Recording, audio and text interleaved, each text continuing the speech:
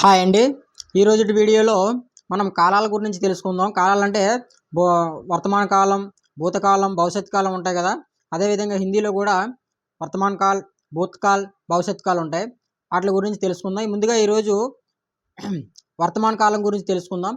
అయితే మనలో తెలుగులో వర్తమాన కాలం అంటే ఒకటే ఉంటుంది, కానీ హిందీలో వచ్చేసరికి వర్తమాన కాలంలో మళ్ళీ 3-4 రకాలు ఉంటాయన్నమాట. అందులో వచ్చేసి ఫస్ట్ది వచ్చేసి సామాన్య వర్తమాన కాల్, అంటే సామాన్య వర్తమాన కాలం. దాని గురించి ఈ వీడియోలో తెలుసుకుందాం.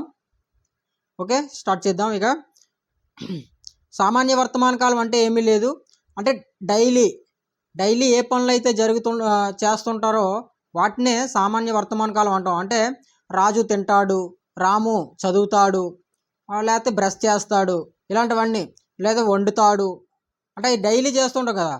రైతు ఏం చేస్తాడు? రైతు రోజు పొలానికి వెళ్తాడు. ఇటువంటివన్నీ సామాన్య వర్తమాన కాలం కింద వస్తాయి. ఈ వీడియోలో సామాన్య వర్తమాన కాలం కింద తెలుసుకుందాం. తర్వాత వీడియోలో తాత్కాలిక వర్తమాన కాలం, ఆ తర్వాత వీడియోలో సందిగ్ధ వర్తమాన కాలం, వీటి గురించి తెలుసుకుందాం. చూడండి, రాజు పీతా హై, పీతా హై, రాజు పీతా హై అంటే రాజు తాగుతాడు. రాజు తాగుతాడు అంటే ఏం తాగుతాడు? రాజు పానీ పీతా హై, రాజు దూద్ పీతా హై, అలా కూడా చెప్పొచ్చు. అంటే రాజు పాలు తాగుతాడు, రాజు నీళ్ళు తాగుతాడు, రాజు జ్యూస్ తాగుతాడు, రాజు జ్యూస్ పీతా హై. నెక్స్ట్, రాము ఖాతా హై, రాము ఖాతా హై అంటే రాము తింటాడు. రాము తింటాడు, అది డైలీ చేసే పని కదా. రాము తింటాడు. రాము నహాతా హై అంటే రాము స్నానం చేస్తాడు. రాము స్కూల్ జాతా హై అంటే రాము స్కూల్కి వెళ్తాడు. నెక్స్ట్, రాణి పీతీ హై అంటే రాణి తాగుతుంది. ఏం తాగుతుంది అంటే పాలు కానీ ఏమైనా మనం అక్కడ యాడ్ చేయొచ్చు. రాణి జ్యూస్ పీతీ హై, రాణి దూద్ పీతీ హై, అలా ఏదో ఒకటి అక్కడ మనం పెట్టినా పర్వాలేదు. అంటే డైలీ రొటీన్గా జరిగేవి అనమాట ఇవి. వీటిని ఏమంటాం? సామాన్య వర్తమాన కాలం అనేసి అంటారు హిందీలో. ఇక్కడ తా, తీ, తే అనేది యాడ్ అవుతుంది అనమాట. తీ అనేది ఆడవాళ్ళకి, తా అనేది పురుషలింగం. ఈ లింగాల గురించి నేను ఆల్రెడీ వీడియో చేయడం జరిగిందండి. ఒకసారి మీరు చూడకపోతే ఒకసారి చూడండి.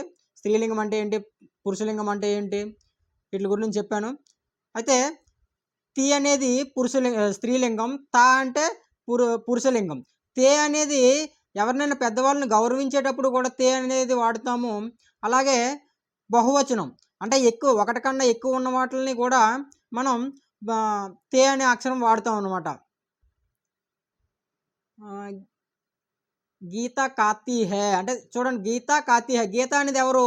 ఆడపిల్ల, కాబట్టి కాతీ హై అని వచ్చింది. గీత కాతా హై అని రాదు, గీత కాతా హై అని రాదు, ఎందుకంటే ఆడామే కదా, స్త్రీలింగం కదా. స్త్రీలింగం కాబట్టి గీత కాతీ హై, గీత తింటుంది. నెక్స్ట్, వేలోగ్ కాతే హై, వేలోగ్ అంటే ఎక్కువ మంది, ఒకరికన్నా ఎక్కువ ఉన్న వాళ్ళు ఏమంటాం? లోగ్ అంటే ప్రజలు. ఎక్కువ మంది ఉన్నప్పుడు కూడా లోగ్ అంటాం. లోగ్ అంటే ఎక్కువ మంది అనమాట. అంటే ఒకరికన్నా ఎక్కువ ఉన్నారు అంటే బహువచనం కదా. బహువచనం వచ్చేటప్పుడు ఏమవుతుంది? తే అని వస్తుంది. లోగ్ కాతే హై అంటే వాళ్ళు తింటారు, వాళ్ళు తింటారు. తర్వాత మే పీతా హూ, నేను తాగుతాను. మే దారూ పీతా హూ, నాతో శరాబ్, మే శరాబ్ పీతా హూ, నేను మద్యం తాగుతాను. నేను దూద్ పీతా హూ, ఇలా మే పీతా హూ. చూడండి, ఇక్కడ మే పీతా హూ అంటే నేను తాగుతాను అనేది పురుషలింగం. తా అనే అక్షరం ఉంది కాబట్టి అక్కడ పురుషలింగం. అంటే మగవాళ్ళు చెప్పేటప్పుడు మే పీతా హూ అనేసి అనాలి. అదే ఆడవాళ్ళు చెప్పేటప్పుడు ఏమంటారు? మే పీతీ హూ, మే పీతీ హూ, తాగుడితే తీ, పీతీ హూ, తీ అనే అక్షరం అక్కడ వస్తుంది, తా అనేది రాదు. ఓకే, కమల ద్రాక్ష రసం తాగుతుంది అంటే కమల అంగూర్ కా జ్యూస్ పీతీ హై. కమల ద్రాక్ష రసం తాగుతుంది. ఏం తాగుతుంది? ద్రాక్ష రసం. కమల అంగూర్ కా జ్యూస్ పీతీ హై, తాగుతూ ఉందనుకోండి పీ రహా హై, అది తర్వాత క్లాసులలో నేర్చుకుందాం. ఇప్పుడు తాగుతుంది కదా అంటే డైలీ రొటీన్, రోజు జరిగేది అనమాట. కమల లేకపోతే కమల రోజ్ ద్రాక్ష కా జ్యూస్ పీతీ హై అని కూడా అనొచ్చు. నెక్స్ట్ రాజు శరాబ్ పీతీ హై, సారీ శరాబ్ పీతా హై, రాజు శరాబ్ పీతా హై. రాజు అనేది ఎవడు? మగవాడు కాబట్టి శరాబ్ పీతా హై. రాజు అనేది ఎవడు? మగవాడు కాబట్టి శరాబ్ పీతా హై, రాజు మద్యం తాగుతాడు. శరాబ్ అంటే ఏంటి? ఇక్కడ మద్యం అంటే సారా. ఓకే, మద్యం అంటే ఏంటి? సారా. శరాబ్ అంటే సారా. దారు అన్నా కూడా సారా కిందే వస్తుంది. ఓకే, రాజు శరాబ్ పీతా హై, రాజు మద్యం తాగుతాడు. వే లోగ్ ఖానా ఖాతే హై, వారు అన్నం తింటారు. వారు అన్నం తింటారు. వే లోగ్ వారు, అన్నం ఖానా, ఖాతే హై తింటారు, ఖాతే హై. లేకపోతే పితాజీ ఖానా ఖాతే హై అని కూడా అనొచ్చు. పితాజీ ఖానా ఖాతే హై అంటే నాన్నగారు అన్నం తింటారు. అన్నం తింటాడు అన్నం కదా, పితాజీ ఖానా ఖాతా హై అని అనం కదా, నాన్న అన్నం తింటాడు అని అనం కదా, తింటారు. గౌరవించేటప్పుడు కూడా తే అనేది వస్తుంది. నెక్స్ట్ రవి మందిర్ జాతా హై, రవి ఎక్కడికి వెళ్తాడు? మందిర్ అంటే గుడి.